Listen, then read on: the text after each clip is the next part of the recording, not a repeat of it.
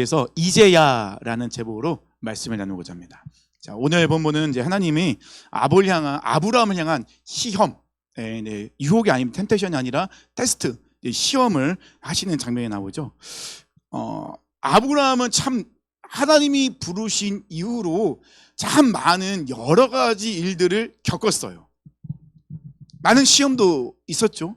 근데 여전히 시험은 진행형입니다. 그래서 하나님이 우리에게 주시는 시험은요, 하나님이 부르시는 그 순간까지 계속 이루어질 것 같아요. 시험에 대한 졸업은 없는 것 같습니다. 그러니까 광야학교 졸업은 없습니다. 그러니까 졸업이라고 생각하지 마세요. 하나님 언제 우리를 어떻게 광야학교로 우리를 입학시킬지 모른다는 것입니다. 그래서 우리는 하나님 앞에 서는 그날까지 하나님 우리를 시험하신다는 거. 그럼 왜 이렇게 그렇게 시험을 주십니까? 그건 제가 뒤에 말씀드릴게요. 그래서 이 시험이라는 거, 우리 보통 시험하면은 항상 그 합격, 불합격, 요거에 대해 마음 항상 졸이게 되잖아요. 그 시험만 보고 나면은 이게 합격일까 아닐 불합격일까 늘 조바심 내고 그 결과가 나오기 전까지 막 조마조마한 그런 마음을 갖고 있죠. 근데 하나님께서 우리에게 주신 이 시험은 합격과 불합격이라는 것이 없어요. 하나님이 우리에게 시험을 주신 이유는 우리의 믿음을 더 견고하게 하기 위해서.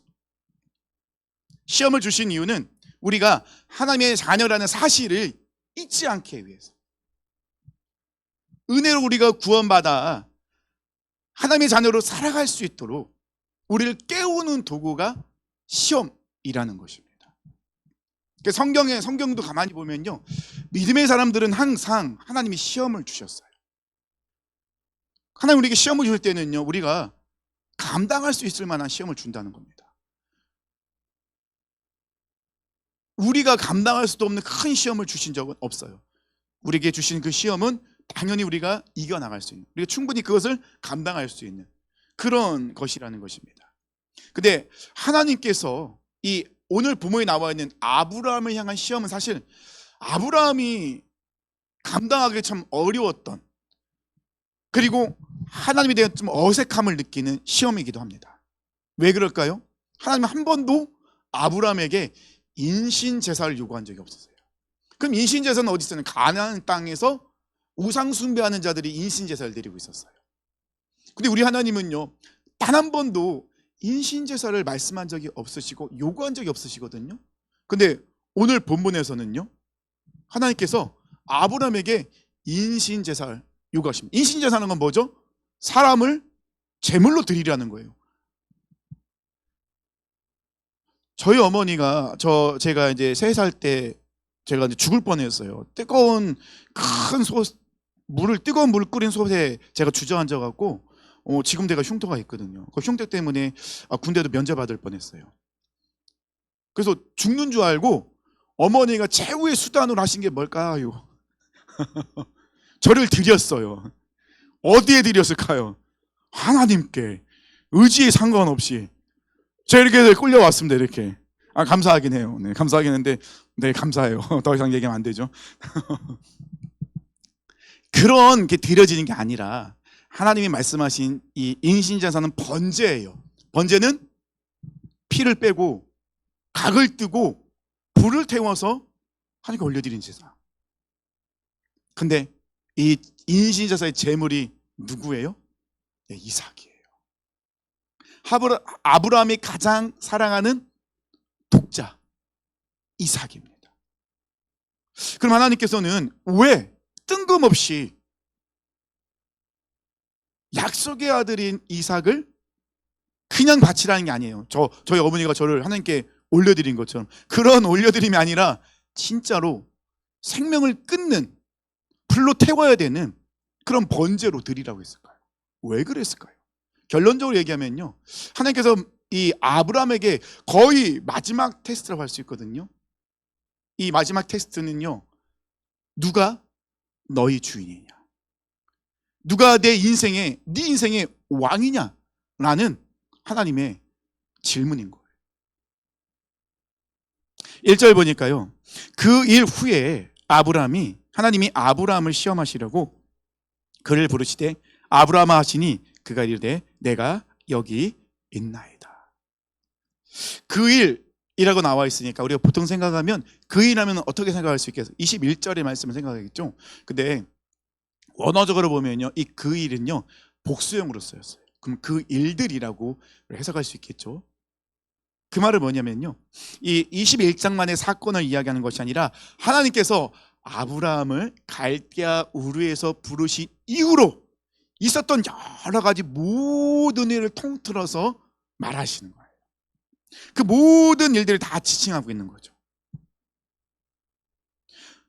본문 21절에 나와 있는 이 사건은요, 이삭이 보통 한 3살, 4살 때 된 사건이에요. 근데 오늘 본문에 나와 있는 이때, 이 그 일 후에, 이때의 그 때는 이삭의 나이가 한 16, 17살쯤 됐을 때로 우리가 추정을 합니다. 왜냐하면 그 번제에 쓸 그 나무를 지고 올라갈 수 있을 만한 나이, 한 17세 정도로 보통 우리가 예상을 하고 있어요, 학자들은요. 그러면 21절과 22절 사이에는 21장과 22장 사이에는 몇 년의 시간이 흐른 거죠? 10여 년이 흐른 겁니다. 그럼 긴 시간이 흐른 후에요.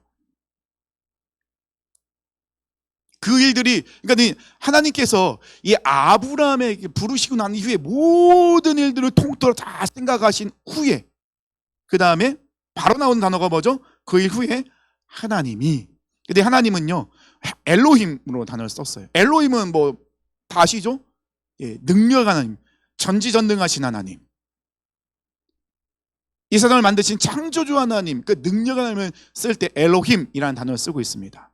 근데 우리는 이게 한글 성경이다 보니까 조금 디테일한 것이 부족하긴 한데요, 이 엘로힘이라는 그 앞에 정관사가 붙어요. 그 엘로힘, 그 하나님. 그러면 여기서 뜻하는 건 뭐냐면요, 천지를 창조하신 전능하신 하나님, 저 멀리 계신 하나님이 아니라 아브라함을 부르시고 인도하시고 하나님이 열심으로 아브라함을 빚으셨던, 저 멀리 계신 분이 아니라 지금도 아브라함 옆에 함께하고 계신 그 하나님. 그래서 정관사가 붙는 거예요. 그냥 우리가 성경에 나와 있는 건 창조주 하나님 이런 뉘앙스가 아니에요. 여기서 말하는 엘로힘, 그러니까 그 하나님은 어떤 하나님이라고요? 아브라함의 인생 가운데 간섭하시고 이끌어 가셨던 그 하나님. 그 하나님이 아브라함아가 부르니까 아브라함이 바로 내가 여기 있나이다, 바로 대답을 해요. 그 말은 뭐죠? 아주 가까이 있다는 거예요. 아주 친밀하다는 것입니다. 그 친밀한 그 하나님, 그 하나님께서 아브라함에게 시험을 하십니다. 그러면 그 하나님은 아브라함에 대해서 너무나도 잘 알고 계세요. 모든 걸 다 알고 계세요. 아브라함이 무엇을 좋아하는지, 어디가 약한지, 무엇을 가장 중요하게 여기는지 하나님은 다 알고 계시죠. 그 하나님이시니까, 아브라함과 아주 친밀한 하나님이시니까요. 그 친밀하신 하나님, 모든 것을, 아브라함의 모든 걸 다 알고 계신 하나님이 무엇을 확인하기 위해서 시험을 하신다고요? 하나님이 너희 왕이냐, 이것을 지금 테스트 하신다는 겁니다. 그래서 이 시험은요, 이 아브라함을 위한 것이고, 하나님이 우리에게 주신 시험은요 전적으로 우리를 위한 것이에요. 왜냐면요, 우리 안에는요 끊임없는 이 죄의 쓴뿌리 때문에 육의 죄된 본성이 올라와요. 그 누구도 방심할 수 없고 그 누구도 장담할 수 없어요. 금요일에도 한번 설교를 할까 고민하는 중인데, 또 이번 주에도 우리 기독교 교계에 큰일이 있었죠. 이름을 밝힐 수 없는데 굉장히 부산에 유명하신 목사님이 그 부격자들한테 욕설하는 이 파일이 떠갖고 아주 곤욕입니다. 욕을 너무 잘하시더라고요. 이런 말 하면 안 되는데 욕이 입에 그렇게 잘 붙죠, 그분은. 그래서 굉장히 좀 충격이었어요. 굉장히 유명하시고 부흥 강사로 많이 다니시는 분이시고, 저도 그분 부흥회 때 가서 은혜도 받고 막 그랬던 기억이 있거든요. 근데 제가 그분이 욕하는 걸 진짜 들어봤어요. 정말일까? 정말일까 들어봤는데 진짜 부격자한테 욕을 하시더라고요. 그래서 가슴이 너무 아프기도 하고 한편으로는 정신이 번쩍 나기도 했어요. 진짜 정신 차려야 되는구나. 까딱 마음을 놓거나 조금만 방심하면 바로 넘어지는 거예요. 순간 올라오는 그러니까는 그분이 이제 부교육자들이 물론 잘못을 하긴 했어요.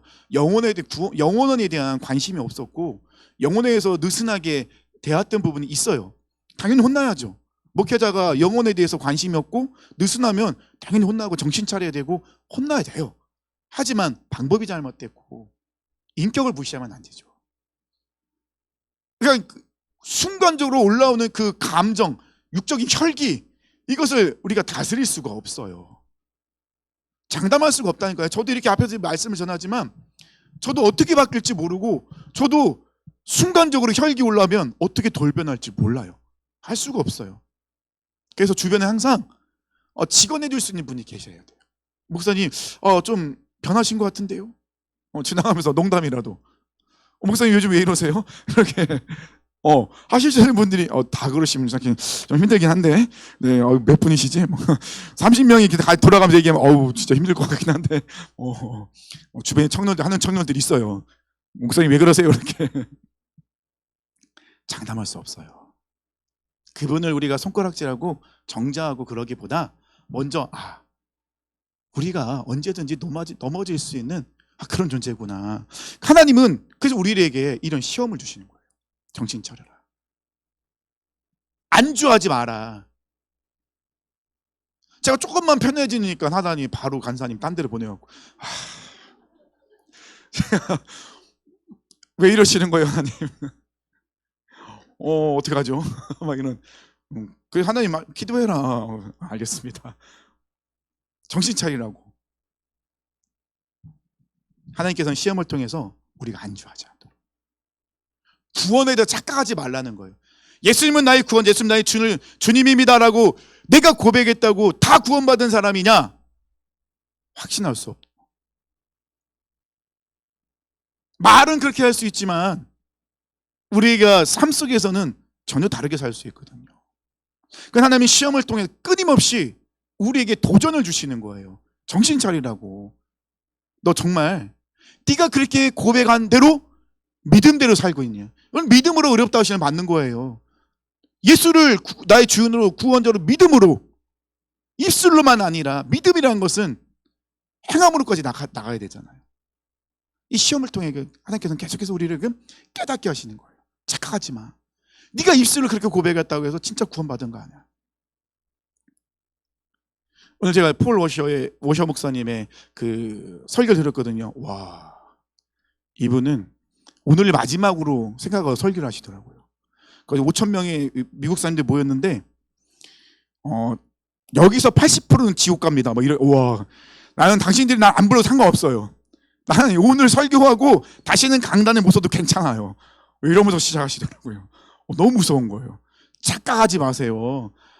성경 어디에 예수님을 구원자로 주인으로 구원자로 영접 기도했다고 구원받았다고 성경 어디 나와 있습니까? 미신 그것만 맹신하는 건 미신입니까? 얘기하시더라고요. 너무 무서웠어요. 말씀 듣는데 진짜 식은땀이 날 정도로 그렇게 강하게 말씀하시더라고요. 하나님께서는요, 우리가 이 세상 살아가면서 정말 정신 못 차리고 나도 모르게 안주하고 착각 속에 빠져 있는 거 하나님께서는 안타까워 못 보시는 거예요. 그래서 시험을 통해서 하나님 우리가 정신 차리도록 다시 주님을 바라보도록 입술로만 이야기하는 것이 아니라 우리 삶 속에 정말 구원받은 자다운 삶의 모습, 변화, 믿음으로 돌파하는 그 모습들, 이것들을 하나님 우리에게 요구하시죠. 근데 그게 우리 힘으로는 안 되잖아요.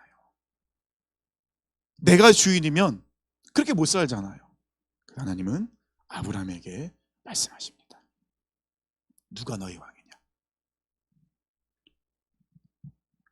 믿음을 구사하면서 믿음의 발걸음 내딛도록 시험을 통해서 우리를 늘상 깨어있게 만드시는 분, 우리를 사랑하시기 때문에 우리를 위해서 시험을 주시는 거예요. 2절 말씀 보니까요, 여호와께서 이르시되 내 아들 내 사랑하는 독자 이삭을 데리고 모리아 땅으로 가서 내가 내게 일러준 한 산 거기서 그를 번제로 드려라. 아브라함 향한 하나님의 시험 아주 명확합니다. 대상은 누구죠? 정확히 얘기해요. 대상은 누구죠? 내 아들, 내 사랑하는 독자 이삭. 왜 이렇게 복잡하게 형용사가 막 들어가 있을까요? 다 의미가 있더라고요. 장소는 어디입니까? 정확하진 않아요. 근데 모리아 땅에 있는 하나님이 지시하신 땅. 아무 데나 가면 안 돼요. 하나님이 여기로 가 하신 지시하신 그 땅. 방법은요, 이삭을 번제로 드려라. 사실 이삭은요 독자가 아닙니다. 그죠? 이삭에게는 배다른 형 이스마엘이 있었어요. 근데 하나님께서는 이삭을 뭐라고 부르고 있습니까? 독자라고 부르고 있습니다. 이 두 가지 의미가 내포되어 있어요. 첫 번째는요, 부모에게 가장 소중한 존재라는 거예요. 독자, 하나밖에 없는 아들. 옛날에 그래서 저희 위 세대는요 3대 독자는 군대 안 갔습니다. 굉장히 대를 이어야 되니까. 둘째는요, 이 하나님께서 이삭을 독자라고 표현하신 이유는요, 유일한 약속의 아들이라는 거예요. 이스마엘이 있지만 이스마엘은 육적인 아들이에요. 그죠? 하나님 약속하신 아들 아닙니다. 하나님이 약속하신 유일한 아들은 누구예요? 이삭. 그래서 하나님이 이삭을 향해서 독자라고 표현하신 것은 가만히 생각해 보면요, 아브라함의 이 이삭을 바친 사건, 히브리서 말씀 제가 나중에 볼 텐데요. 그리고 이 이삭을 바칠 때 그냥 흉내가 아니라 진짜 죽이려고 했어요. 진짜 번제 드리려고 했어요. 왜냐하면 하나님께서 이삭을 다시 살리실 것이 확신이 있었어요. 근데 죽음과 부활, 뭐가 연결되죠? 예수님 십자가와 부활과 연결되어 있어요. 예수님은 하나님의 독생자세요. 하나님도 아브라함이 이삭을 어떻게 생각하는지 알고 계셨어요. 그만큼 소중한, 가장 소중한 존재. 하나님께도 예수님은 가장 소중한 존재. 하지만 아브라함은 하나님을 위해서 이삭을 드렸죠. 하나님은요, 우리를 위해서 그 독생자 예수님을 주셨어요. 대속제물로. 이삭은 죽지 않았죠. 하지만 예수님은 진짜 죽으셨어요. 하나님께서는 이 아브라함의 모습을 보면서 예수님을 어떻게 이 땅 가운데 보내시고 우리 위해서 어떤 일을 행하실 건지 다 예표하고 계신 모습이 여기서도 나타나고 있다는 것입니다. 그래서 이 모습을 통해서 예수님의 그 십자가의 죽으심과 부활, 그것이 바로 하나님의 정확한 계획이었고 우리를 향한 마음이었다는 것이 정확하게 이 독자라는 단어 속에서 너무나도 명확하게 나와 있습니다. 이때 아브라함은요, 제가 이 말씀을 준비하면서 굉장히 큰 충돌이 일어났을 것 같아요. 하나님이 분명히 얘기하잖아요. 내 사랑하는 내 아들, 내 독자. 얼마나 아브라함이 이삭을 소중하게 여기는지. 근데 그것만으로 끝나는 건 아니잖아요. 하나님이 이삭을 독자라고 이야기하신 이유는 뭐죠? 이삭은 약속의 아들이잖아요. 자, 그러면 분명히 아브라함은 하나님께 따져볼 수 있어요. 아니, 하나님, 이삭을 내가 원한 것도 아니고 하나님께서 나에게 찾아오셔서 나에게 먼저 약속하셨잖아요. 이삭을 통해서 네 자손이 바다의 모래처럼 하늘 별처럼 많아지게 하신다. 아니, 하나님이 약속하셔놓고서 이삭을 번제로 드리라는 것은 죽이라는 거잖아요. 정말 맞습니까? 그렇다면 왜 주신 겁니까? 라는 충분한 그런 질문이 있었을 것 같아요. 많은 충돌이 일어났을 것 같고. 근데 아브라함은 하나님께서 명령하셨을 때 물론 밤을 새워서 기도했는지는 잘 모르겠지만 그의 행동은 즉각적인 순종이었어요. 그리고 하나님은요, 아브라함에게 고향을 떠나라고 했었던 것처럼 고향을 떠날 때는 어떻게 말씀하셨죠? 내가 내게 지시할 땅이었어요. 그죠? 어딘지 모르지만 그때만 하나님이 지시하시면 그리로 가는 거예요. 그러면 아브라함이 그 목적지를 가기 위해서는 항상 누구에게 집중하고 있어야 돼요? 하나님을. 하나님 이끄신 대로 가야 되니까요. 근데 오늘 본문에서도요, 내가 내게 일러준 한 산, 아브라함이 원하는 곳이 아니라 하나님께서 지정하신 곳, 원하시는 곳. 그래서 우리가 시험을, 하나님 우리를 시험하실 때는요, 제가 그 힌트를, 컬링 페이퍼를 드릴게요. 하나님 우리를 시험하실 때는 빨리 벗어날 수 있는 방법은 하나님이 정하신 때, 하나님이 정하신 곳, 하나님이 정하신 방법대로. 이게 중요해요. 여기서 조금만 고집부리기 시작하면 계속 변수가 생기는 거예요. 그러면 막 꼬이는 거예요, 길이. 그럼 10분만 갈 길을 막 이틀, 3일. 이스라엘 백성들이 광야 40년을 돌잖아요. 얼마나 많이 돌습니까? 그래서 하나님이 우리를 시험하실 때는요, 정확하게 하나님의 때, 하나님이 원하시는 곳, 하나님이 원하시는 방법, 이게 정말 중요하다는 거죠. 3절과 4절 보니까요, 아브라함이 아침에 일찍 일어나 나귀의 안장을 지우고 두 종과 그의 아들 이삭을 데리고 번제에 쓸 나무를 쪼개어 가지고 떠나 하나님이 자기에게 일러준 곳으로 가더니 제3일에 아브라함이 눈을 들어 그것을 바라본지라. 놀랍게도 아브라함은요, 한마디도 하지 않고 그 누구와도 상의도 하지 않고 아침 일찍 두 명의 종을 데리고 그 다음에 번제에 드릴 걸 준비하고 이삭을 데리고 떠납니다. 송태경 목사님이 이 말씀을 가지고 얘기하더라고요. 무슨 일을 이렇게 뭔가를 결정하다가 항상 사모님하고 이렇게 상당히 상의를 하는데 자기가 정말 하고 싶을 때는 항상 이 말씀을 근거로 자기 혼자 결정한대요. 사모님이 뭐라고 하면은, 자 봐라, 하나님이 아브라함에게 얘기했을 때 아브라함은 하나님의 분명한 지시가 있을 때는 아무도 상의하지 않고 갔잖냐, 그러면서 이 말씀을 사용하신대요. 농담이긴 하죠. 사실 아브라함은 아마 사라에게 이야기를 했으면 어떤 일이 일어날지를 알고 있었을 것 같아요. 하나님의 지시는, 명령은 정확하고 명확합니다. 머뭇거리지 않아요. 하나님 정말 맞아요? 이게 정말 맞아요? 가요? 갑니까? 갈까요? 출발합니다. 정말요? 이게 물어보지 않았다는 거죠. 그냥 지시하셨으면 그날 일찍 일어나서 뒤도 돌아보지 않고 떠나는 모습을 보게 됩니다. 그리고 그 가는 길이 4절 보니까요, 제 3일이 걸렸어요. 근데 3일 동안 가는 여정이 전혀 나와 있지 않아요. 왜 그랬을까? 한번 고민했어요. 정말 한번 제가 설교한 적이 있는데요, 왜 그랬을까? 왜 3일 동안 가면서 이삭도 아브라함에게 질문했을 것 같고 아브라함도 분명히 그 안에 여러 가지 이해가 되지 않는 일들이 많으니까 질문했을 것 같은데 전혀 기록되지 않습니다. 정확하게 그냥 제3일에 아브라함이 눈을 들어 그것을 멀리 바라본지라. 그래서 이 3일이라는 숫자는 굉장히 중요합니다. 아브라함이 3일 길은 완전히 죽는 기간이에요. 그가 그 나머지 붙잡고 있던 모든 것이 완벽하게 죽는 기간. 그래서 아브라함이 죽는 기간이기 때문에 하나님 굳이 성경은 침묵하고 있지 않았나, 굳이 기록할 필요가 없는 거예요. 아브라함이 완전히 죽는 기간이기 때문에.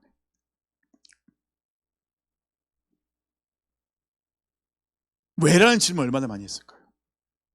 하나님께서 지금이라도 다시 돌아가라고 하시면 얼마나 좋을까? 순종하고 있으면서도 그런 끊임없는 생각이 올라오지 않았을까요? 그럴 때마다 아브라함은 그럼에도 불구하고 이해가 되지 않아도 아브라함이 하는 건 뭐죠? 믿음의 발걸음을 내딛고 있습니다. 어디요? 하나님이 지시한 그 산으로. 누구를 데리고요? 독자 이삭을 데리고. 이해가 되지 않으니 발걸음이 얼마나 무겁겠습니까? 얼마나 뒤돌아가고 싶은 마음이 그 안에 있었겠습니까? 그래서 성경은 철저히 침묵하고 있는 것 같아요.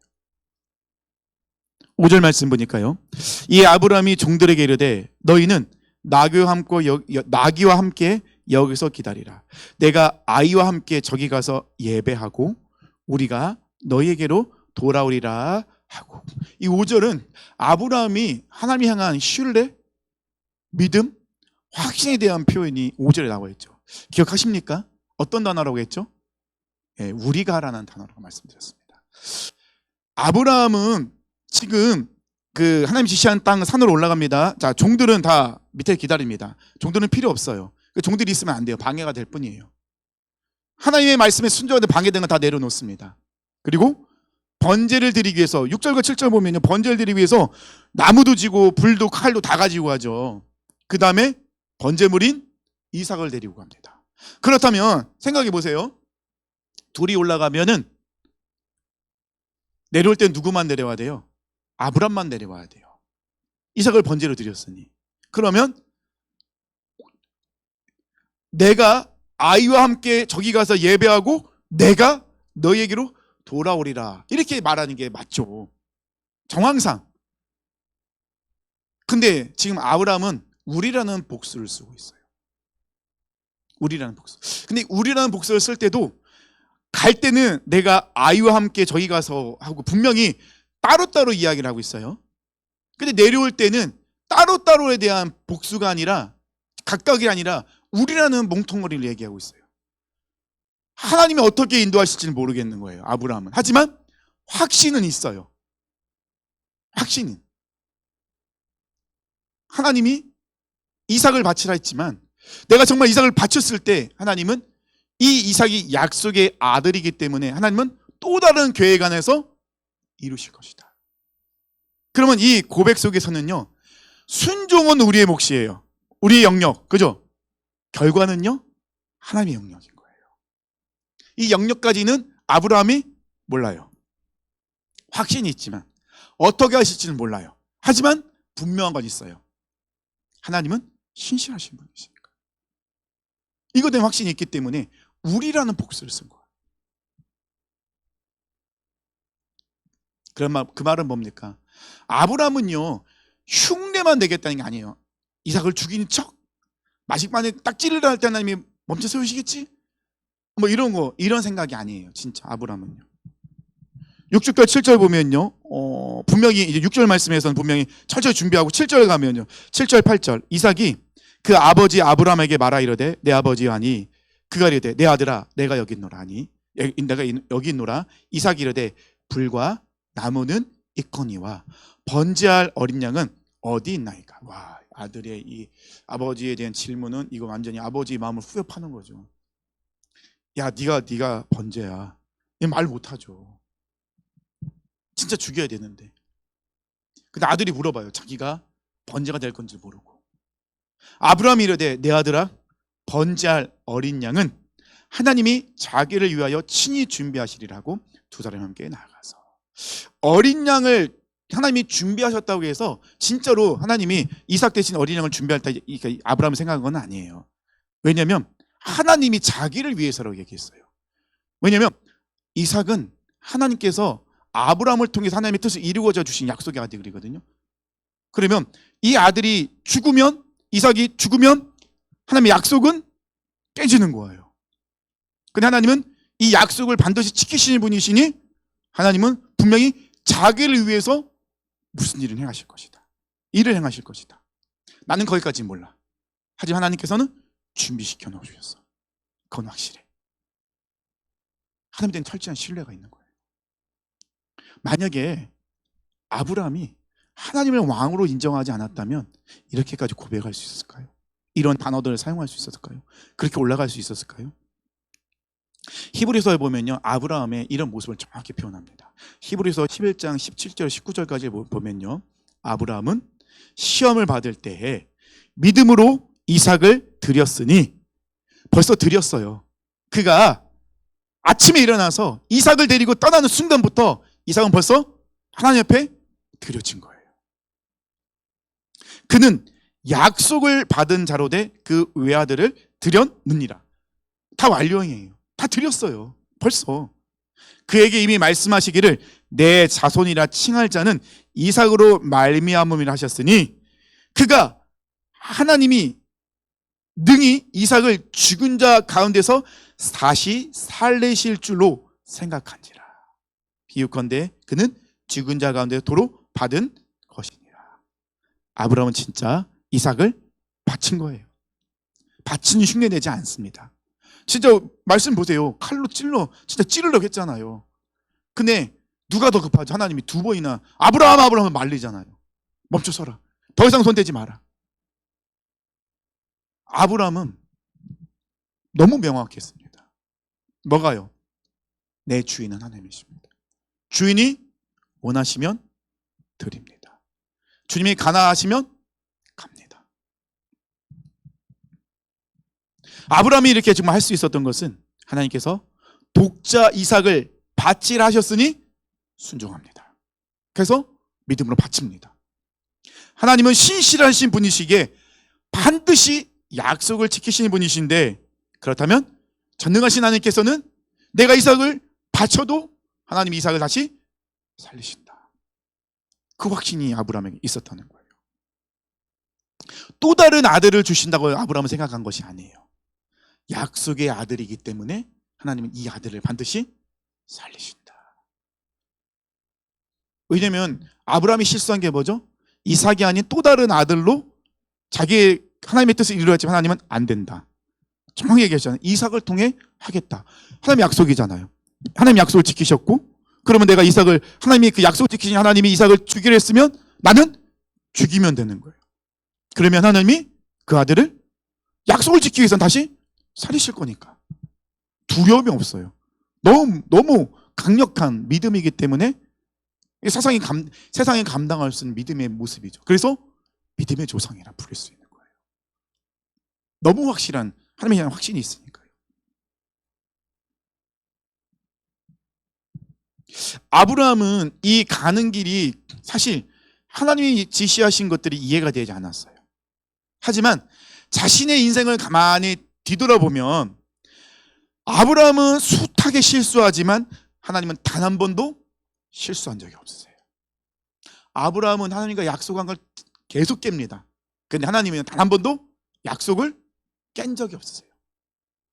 약속을 정확하게 지키시는 분입니다. 길이 없어 보일 때 하나님은 길을 만드시고 가장 선하고 좋은 길로 지금까지 자기를 이끄셨어요. 자기의 인생을 뒤돌아보면 하나님 너무 분명하시거든요. 너무 확실하시거든요. 근데 우리는 자꾸 그 하나님을 바라보지 못하고 눈앞에 있는 문제, 나의 욕심, 혈기, 분노, 내가 좋아하는 거. 그러니 자꾸 우리가 흐릿해질 수밖에 없는 거예요. 그러면 점점점 뭘 쌓게 되는 거죠? 나만의 성을 쌓는 거예요. 나만의 성. 그러면 하나님도 보이지 않고 하나님의 음성도 들리지 않아요. 보이는 거 내 자신밖에 보이지 않고 내 목소리만 들릴 뿐이죠. 아브라함은 그래서 잔머리 굴리지 않습니다. 옛날엔 잔머리 얼마나 굴렸습니까? 근데 아브라함은 더 이상 잔머리 굴릴 필요가 없어요. 하나님의 것이니 하나님 받으십시오. 하나님이 약속하신 것이니 하나님이 책임지십니다. 너무 확실한 믿음 아니겠습니까? 9절과 10절 보니까요, 하나님이 그에게 일러주신 곳에 이른지라 이 아브라함이 그곳에 제단을 쌓고 나무를 벌려놓고 그의 아들 이삭을 결박하여 제단 나무 위에 놓고. 이 이삭도 참 대단한 것 같아요. 가은이가 그런 얘기를 해요. 저한테 가끔. 아빠, 나도 이삭 같은 삶을 살고 싶어요. 왜요? 그랬더니 별로 어려운 게 없는 것 같아요. 사실 이삭은요, 이때부터 굉장히 큰 믿음의 사람이었어요. 왜냐하면 그 나무로 제단을 쌓으면 보통 한 50에서 1m 정도 돼요. 그러면 지금 아브라함은 나이가 많아요. 이삭은요 한 17세 18세입니다. 그러면 힘으로 보나 뭐로 볼 때, 민첩성으로 볼 때나 이삭은 아버지를 제압할 수 있어요. 그런데 지금 이 번제를 드리려면 결박해서 올려놔야 되거든요. 그러면 이삭이 막 발버둥 치고 거의 대적하고 있으면 못해요. 근데 지금 말씀 보십시오. 이삭을 결박하여 제단 나무에 놓고, 그러면 아버지와 이삭이 합창품으로 올라간 거예요. 이삭이 거부해서 못 올라갑니다. 근데 이삭은 올라가 있어요. 이삭은요 번제를 어떻게 되는지 아는 사람이에요. 그래서 물어보잖아요. 하나님, 아버지 칼도 있고 불도 있고 나무도 있는데 번제할 재물은 어디 있습니까? 물어보잖아요. 알아요. 근데 이삭은 자기가 번제라는 걸 알면서 올라가 있어요. 그래서 이삭은 그때부터 믿음의 사람의 모습을 보여주고 있어요. 그냥 이삭의 인생이 너무 이렇게 순탄하고 별 큰일이 없는 것처럼 보이지만 사실 이삭도 굉장히 큰 믿음의 모습이 있었어요. 이때부터 벌써 그렇게 결단하며 자기를 죽기까지 내어놓는 그런 모습들이 있었다는 겁니다. 손을 내밀어 칼을 잡고 그 아들을 잡으려 하니 아브라함은 머뭇거리지 않습니다. 하나님 찌릅니다. 셋 한번 찌를게요. 하나, 둘, 이렇게 머뭇거리지 않았다는 거죠. 이 순종, 아브라함의 그래서 마지막 테스트의 그 순종은요, 정말 철저한 머뭇거리지 않는 절대적인 순종이었어요. 이때 하나님 아브라함을 급하게 세우시죠. 11절 여호와의 사자가 하늘로부터 그를 불러 이르시되 아브라함아 아브라함 하시는지라. 아브라함이 이르되 내가 여기다 하며. 아브라함의 대답은 한참 한결같은 것 같아요. 믿음의 모습을 바뀌고서 뭐라고요? 항상 내가 여기 있나이다. 죄를 지은 아담은요, 아담아 아담아 내게 어디 있느냐 물어볼 때 아담은 숨어버려요. 대답하지 않습니다. 근데 믿음의 사람으로 변화되는 아브라함의 모습을 가만히 보십시오. 하나님 항상 부르면 생각하지 않습니다. 즉각적으로 내가 여기 있나이다 늘 대답하는 모습이에요. 그 말은 뭡니까? 아브라함은 항상 하나님 곁에 머물고 있어요. 하나님 곁에 머물고 있었어요. 그래서 하나님의 음성을 잘 들을 수 있는 것 같아요. 12절 보니까요, 사자가 이르되 그 아이에게 내 손을 대지 말라. 그에게 아무 일도 하지 말라. 내가 내 아들 내 독자까지도 내게 아끼지 아니하였으니 내가 이제야 내가 하나님을 경외한 줄을 아노라. 이제야 네가 하나님을 경외한 줄 아노라. 하나님께서 아브라함을 인정하셨어요. 정말 가슴 뛰는 단어 아닙니까? 하나님이 아브라함을 인정했잖아요. 아, 네가 나를 경외하는구나. 근데 그 안에 뭐가 있죠? 이제야라는 단어를 쓰고 있어요. 이제라는 단어는요, 지금이라는 그런 그 단순한 시간을 이야기하는 게 아닙니다. 결정적인 순간, 이 드러남의 순간, 확증의 순간. 아브라함이 결정적일 때 누구를 선택한 거죠? 하나님을.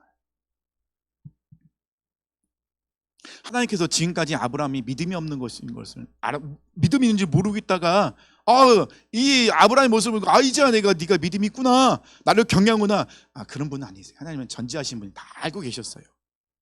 다 알고 모르셨겠습니까? 알고 있죠. 그러면 이제라고 하나님이 하시는 것은 아브라함의 믿음이 어떻게 완전히 드러났다는 거예요. 아브라함의 믿음이, 그동안은 아브라함이 믿음을 갖고 있었지만 이렇게까지 자기의 믿음을 구사한 적이 없었는데 정확하게 아브라함이 하나님께 믿음을 구사합니다. 그래서 숨겨진 믿음이 행동으로 증명되어 있는 순간, 하나님 그러면 왜 이런 모습을 우리에게 보여줬습니까? 바로 우리가 가야 될 길, 우리가 보여야 될 믿음의 모습. 아브라함이기 때문에 가능한가요? 아니죠. 아브라함도 그런 사람이 아니었잖아요. 하나님이 아브라함을 그렇게 빚으셨어요. 만드셨어요. 아브라함의 그동안 자기 갖고 있는 모든 걸 다 깨시고 하나님이 새롭게 만드셨잖아요. 빚으셨잖아요. 이제야 아름다운 빛이, 영롱한 그런 보배로운 빛이 이제야 드러나기 시작하는 거죠. 말로만의 신앙이 아니라 이젠 정말 그 인생 가운데, 행한 가운데 드러난 믿음의 모습. 이제야 아브라함 25년의 시간이 걸렸잖아요. 약속도 붙들긴 했지만 얼마나 많은 실패했습니까? 얼마나 많은 흑역사를 남겼습니까? 아브라함이 진짜 천국에서 이거 보면 얼마나 부끄러울까요? 아우, 저런 인생이, 하나님 그냥 다 까발리시네. 못하면 다 알도록. 천국에 사람들이 아브라함 왜 그러셨어요? 왜 사람한테 왜 그러셨어요? 두 번이나? 물어보면 얼마나 부끄러우시겠어요. 하나님이 이제야 네가 나를 경외한 줄 알아노라 얘기하세요. 왜일까요? 하나님은요, 이삭을 얻었을 때가 아니라 이삭을 놓았을 때, 하나님을 사랑한다고 말할 때가 아니라 가장 자기가 사랑하는 것을 내려놓았을 때. 누구를 위해서요? 하나님을 위해서. 그래서 이제라는 단어가 저는 참 마음에 많이 와닿았어요. 이제서야 너 그러나, 그게 아니라 이제 네가 그만큼 성숙했구나, 성장했구나. 네가 이제는 세상 속에서도 흔들리지 않고 나를 왕으로 섬기고 인정하며 선포해 나가는 믿음의 사람이구나. 이제 내가 찾는 한 사람이 나타났구나. 하나님의 감탄이신 거죠. 놀라운 감탄.